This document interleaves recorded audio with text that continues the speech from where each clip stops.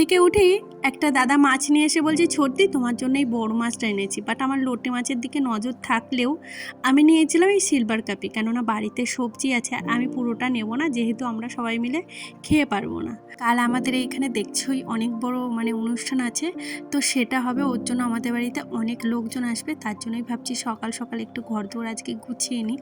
আর জানো তো, একা হাতে সমস্ত দিকটা দেখে আমি মাঝে মাঝে হাঁপিয়ে উঠি।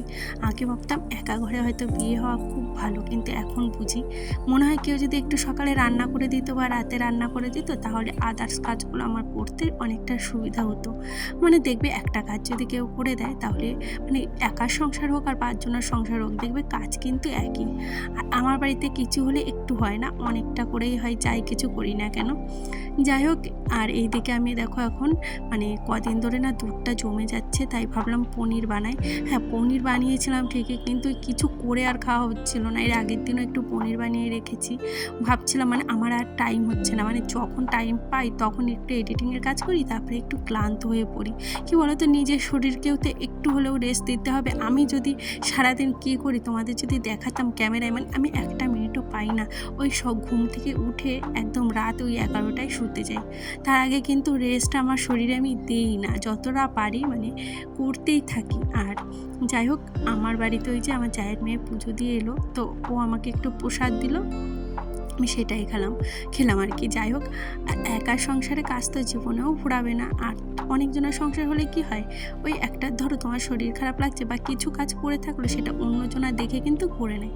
অল্প কাজ করে দিলেই মনে হয় কি আমি কতটা যে হেল্প পাই। কেউ যদি আমাকে ধরো একটু পুজো দিয়ে দেয়, প্রতিদিন না, একটু থালা বাসন মেজে দেয়, কিংবা কোনো দিন একটু ঘরটা মুছে দিল, এই একটা দুটো, সারাদিনে কেউ যদি আমাকে একটা দুটো কাজ করে দেয় না, তাতে আমি কত হ্যাপি হয়ে জানো। যাই হোক, কিছু করার নেই, কাজ তো আমার করতে হবে। আর এদিকে দেখো, সন্ধ্যাবেলা আমি একটু রেডি হয়ে গেছিলাম, আর আজকে না কাজ কমপ্লিট করে, তাই আজকে আর আমাকে রান্না করতে হবে না, সেটা কারণ কোনো অনুষ্ঠান নেই না, সারাক্ষণ কাজ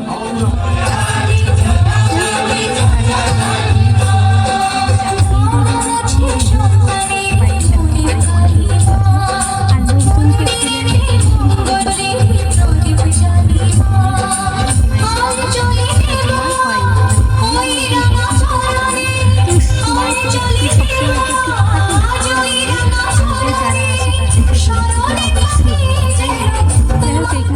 হচ্ছিল। ডান্স দেখে আমি বাড়ি চলে এসেছি, কিছুক্ষণ ছিলাম।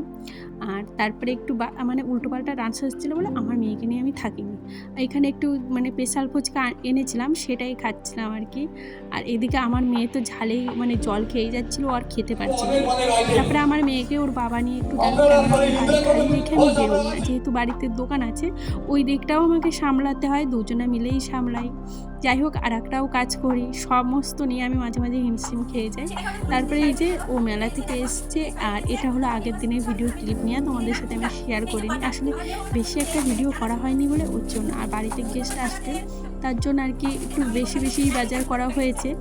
আর যদিও আমাদের প্রতি মাসে এইভাবে বাজার করে নিয়ে আসে, তাহলে কি অনেক টাকা সেভ হয়। তবে এবারে একটু বেশি বাজার করেছে দেখছি, আমি তো ভীষণ খুশি হয়েছি। ঘি দুধ এগুলো খুব একটা আনে না, তবে এবারে বিরিয়ানি রাইস, মটর ছোলার ডাল অনেক কিছু এনেছে। তো মাঝে মাঝে এটা ওটা বানিয়ে খাওয়া যাবে। কি বলতো, ঘরে থাকলে মনে হয় যে এটা বানাই ওটা বানাই, তাহলে আর কি ভালো হয়। যাই হোক, বানাতে তো ভালোবাসি, কিন্তু টাইমের অভাবে আমার আর হয় না। আর যেহেতু আনিশা ছোটো, ওকে 2-3 বেলা খাইয়ে দিয়ে আবার পড়াশোনা করানো, আবার বাড়ির কাজ, আবার দোকান, আবার একটা কাজ করি, আবার এডিটিং, আমি মাঝে মাঝে হাঁপিয়ে যাই, ভাবি আদৌ আমার আরও দুটো ঈশ্বর যদি হাত দিত তাহলে ভালো হতো। যাই হোক, আমি আর আমার মেয়ে এই যে হিসাব করছিলাম, কোনটা কি এনেছে। ও বলছিল এটা এনেছে, ওটা ও এনেছে, তো অনেক বাজার আজকে হয়েছে।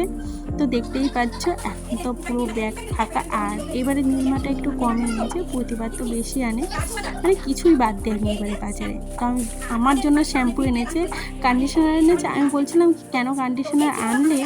তো যাই হোক, এই ছিল আমাদের বাজার আজকে, দেখলে তো। ভিডিওটাও আমি এখানে শেষ করছি, ওই প্রতিদিন হচ্ছে না আর কি ভিডিও শেষ করা, আমি এটাই ভুল করি। যাই হোক, ভিডিওটা যদি কারো কাছে কোথাও একটু ভালো লেগে থাকে, তাহলে প্লিজ একটা লাইক কমেন্ট দিয়ে পাশে থেকো। তো প্লিজ একটু পাশে থেকে সাপোর্ট করো, কেননা তোমাদের সাপোর্ট না হলে তো আমি এগোতেই পারবো না। তো অনেকেই এখন একটু দেখি ভালোবাসা দাও, তাদেরকে অনেক অনেক ধন্যবাদ। তো আজকের মতো টাটা, দেখা হচ্ছে আবার নতুন একটা ভিডিওতে।